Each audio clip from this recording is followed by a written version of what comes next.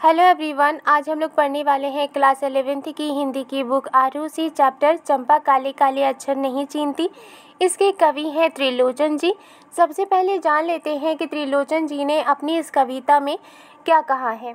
त्रिलोचन जी ने अपनी इस कविता में शिक्षा व्यवस्था के बारे में कहा है और ये कहा है कि आर्थिक मजबूरी होने की वजह से कुछ लोग शिक्षा नहीं ले पाते हैं, यानी कि जो अगर देखा जाए कि जो गांव के लोग होते हैं वो भी शिक्षा नहीं ले पाते हैं और वो शिक्षा का महत्व नहीं जान पाते हैं और उन्हें शिक्षा एक बेकार बात लगती है।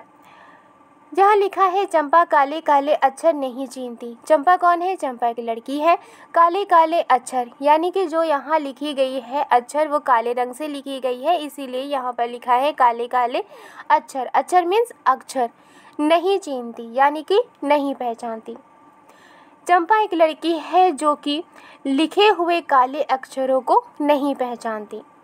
यहाँ लिखा है चंपा काले काले अक्षर नहीं चीनती, यानी चंपा नाम की लड़की है और वो काले काले अक्षर को नहीं पहचानती है। मैं जब पढ़ने लगता हूँ वह आ जाती है, खड़ी खड़ी चुपचाप सुना करती है, उसे बड़ा अचरज होता है इन काले चिन्हों से कैसे ये सब स्वर निकला करते हैं। कवि कहते हैं कि वो जब कभी भी पढ़ने लगते हैं तो चंपा वहाँ आ जाती है और कवि को पढ़ते हुए चुपचाप खड़ी खड़ी वो सुना करती है कि कवि क्या पढ़ रहे हैं और उसे बहुत ही हैरत होती है। किस बात की हैरत होती है? वो ये सोचती है कि ये जो काले काले निशान हैं, ये जो काले काले चिन्ह हैं, यहाँ पर वो अक्षर को नहीं समझ पा रही है, इसलिए वो हमेशा इसे चिन्ह कहा करती थी।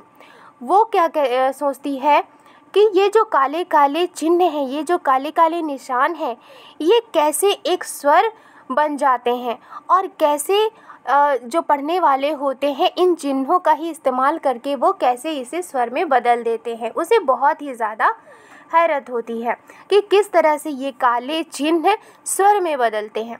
चंपा सुंदर की लड़की है, सुंदर ग्वाला है, गायें भैंसें रखता है। चंपा किसकी बेटी है? सुंदर की बेटी है। चंपा के पिताजी का क्या नाम है? सुंदर। और सुंदर कौन है? सुंदर एक ग्वाला है, यानी कि वो गाय भैंस रखता है और उसे चराता है। चंपा चौपायों को लेकर चरवाही करने जाती है और जो चंपा है यानी कि सुंदर की बेटी चंपा चौपायों को लेकर, चौपाया मीन्स 4 पैरों वाला जानवर। चंपा क्या करती है? चौपायों को लेकर, यानी गाय भैंस के कितने पैर होते हैं? 4 पैर होते हैं, इसलिए वो चौपाया कहलाते हैं।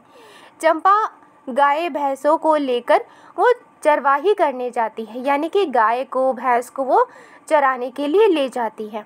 चंपा अच्छी है, चंचल है, नटखट भी है, कभी कभी उद्यम करती है। अब कभी चंपा के नेचर के बारे में बात करते हुए कहते हैं कि चंपा कैसी लड़की है? चंपा अच्छी लड़की है और वो चंचल है और नटखट भी है और कभी कभी वो उद्यम करती है, यानी कि वो कभी कभी उछल कूद करती है। कभी कभी वह कलम चुरा देती है, जैसे तैसे उसे ढूंढ कर जब लाता हूँ पाता हूँ अब कागज़ गायब, परेशान फिर हो जाता हूँ। कवि कहते हैं कि कभी कभी चंपा कलम चुरा लेती हैं और जैसे तैसे कवि उस कलम को जब ढूंढ कर लाते हैं तब वो ये पाते हैं कि उनका कागज़ गायब हो चुका है और फिर वो परेशान हो जाते हैं। चंपा कहती है तुम कागज़ ही गोदा करते हो दिन भर, क्या ये काम बहुत अच्छा है? चंपा कवि से क्या कहती है? चंपा कवि से कहती है कि आप कागज़ मीन्स कागज़ ही गोदा करते हो दिन भर। गोदा मीन्स किसी भी चीज़ पर प्रेशर डालना गोदना कहलाता है। यहाँ कवि से चंपा क्या कहती है कि तुम कागज़ यानी कि कागज़ ही गोदा करते हो। यहाँ पर गोदना का मतलब हुआ, गोदा का मतलब हुआ लिखना। चंपा कहती है कि आप कागज़ पर लिखते ही रहते हो दिन भर, क्या ये काम बहुत अच्छा है? और वो कवि से पूछती है कि आप जो कागज़ पर हमेशा दिन भर लिखते रहते हो, क्या ये काम बहुत अच्छा है? यह सुनकर मैं हंस देता हूँ, फिर चंपा चुप हो जाती है और चंपा की बातों को सुनकर कवि हंस देते हैं और कवि को हंसते हुए देखकर चंपा चुप हो जाती है। उस दिन चंपा आई, मैंने कहा कि चंपा तुम भी पढ़ लो, हारे गाढ़े काम सरेगा। एक दिन चंपा कवि के पास आती है और कवि चंपा को देखकर कहते हैं कि चंपा तुम भी पढ़ाई कर लो, हारे गाढ़े यानी कठिनाई के समय काम सरेगा। काम सरेगा मीन्स काम आएगा। कवि चंपा से क्या कहते हैं? कवि चंपा को कहते हैं कि चंपा तुम भी पढ़ाई कर लो, मुसीबत के वक्त, कठिनाई के वक्त ये काम आएगा। गांधी बाबा की इच्छा है। अब कवि गांधी जी की बातों को चंपा को सुनाते हुए कहते हैं कि गांधी जी भी यही चाहते हैं कि हर कोई पढ़े, सब जन पढ़ना लिखना सीखें।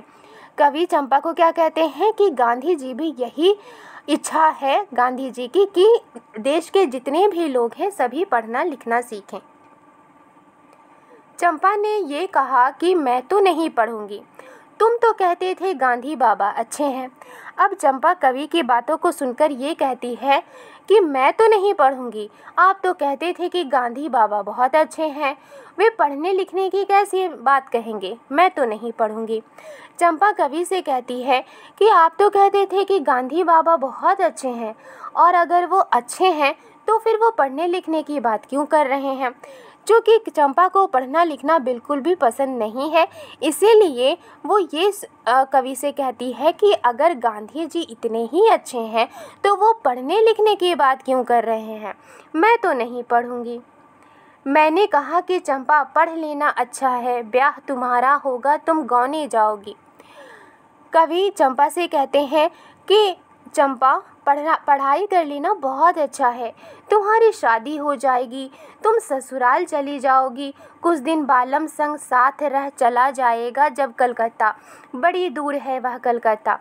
चंपा से वो कहते हैं कि जब तुम्हारी शादी हो जाएगी, तुम ससुराल चली जाओगी और कुछ दिन बालम संग यानी कि कुछ दिन अपने पति के साथ रहोगी, और उसके बाद तुम्हारा पति जब कलकत्ता चला जाएगा, बड़ी दूर है वह कलकत्ता, और कलकत्ता बहुत दूर है, कैसे उसे संदेशा दोगी।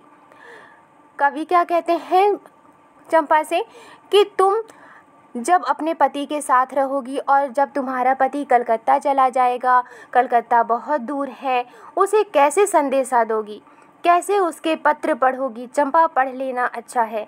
कवि चंपा से कहते हैं कि जब तुम्हारा पति कलकत्ता में रहेगा उसे कैसे संदेशा दोगी और उसके जरिए भेजे गए खत को कैसे पढ़ोगी। और वो कहते हैं कि चंपा पढ़ लेना अच्छा है, पढ़ाई करना अच्छा है, तुम्हें पढ़ना चाहिए, और जब तुम पढ़ लोगी तो तुम अपने पति को भी संदेश लिख सकोगी और पति के जरिए भेजे गए पत्र को भी पढ़ पाओगी। चंपा बोली, तुम कितने झूठे हो, देखा, हाय राम, तुम पढ़ लिख कर इतने झूठे हो।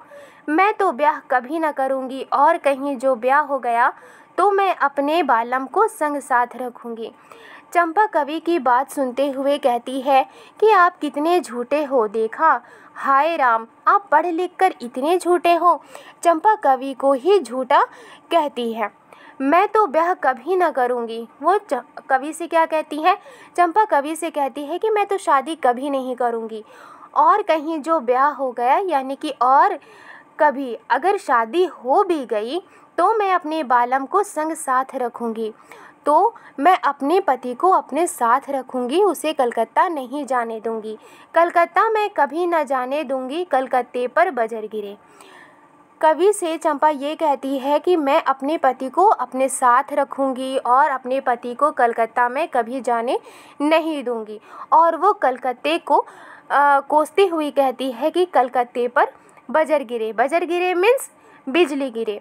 वो ऐसा क्यों कहती है? क्योंकि वो कलकत्ता को बहुत ही ज़्यादा हीन दृष्टि से देखती है, क्योंकि कलकत्ता एक उस ज़माने में, चूँकि वो गांव की लड़की थी और कलकत्ता एक आधुनिक शहर बनता जा रहा था, और चूँकि कलकत्ता बहुत दूर था और कलकत्ते के लोग उसे पसंद नहीं थे, कलकत्ता उसे पसंद नहीं था, क्योंकि कलकत्ते में बहुत सारे लोग पढ़े लिखे थे, और इसीलिए वो क्या कहती है कि मैं अपने पति को कभी कलकत्ता जाने नहीं दूंगी। कलकत्ते पर बजर गिरे यानी कलकत्ते पर बिजली गिरे, कलकत्ते पर मुसीबत आए। आई होप ये वीडियो आपको पसंद आई है तो लाइक एंड सब्सक्राइब करना मत भूलिएगा। मिलती हूँ नेक्स्ट वीडियो में। Thank you.